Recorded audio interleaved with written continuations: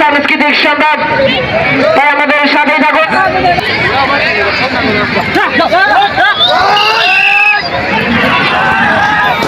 রফিউল্লাহবাসীর মাধ্যমে আবারও শুরু হয়ে গেল সৌগপুরের ফাইনাল প্রতিযোগিতা। বাংলার বাঘিনী রকেট বনাম বাঘের বাচ্চা ছোয়ার বাইরা। আমাদের প্রতিযোগিতা কিন্তু দুই ভাগ হবে, চলমান প্রতিযোগিতায় দুই ভাগ হবে।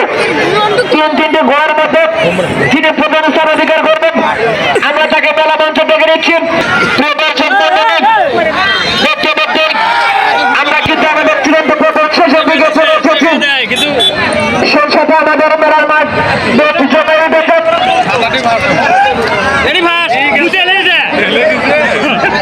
যারা মাঠের ভিতরে অযৌক্তিকভাবে বারবার পড়ার পরে আবারও ভিড় করছেন, দেখতে দেখতে সেই প্রতিযোগিতার দুইটি ভাগ প্রায় শেষের মধ্যে 8-10 সেকেন্ডের মধ্যেই আমাদের সেই ফাইনাল প্রতিযোগিতার কাঙ্ক্ষিত রেজাল্ট হাতে পাবো। রফিউল্লাহবাসীর মাধ্যমে বুঝিয়ে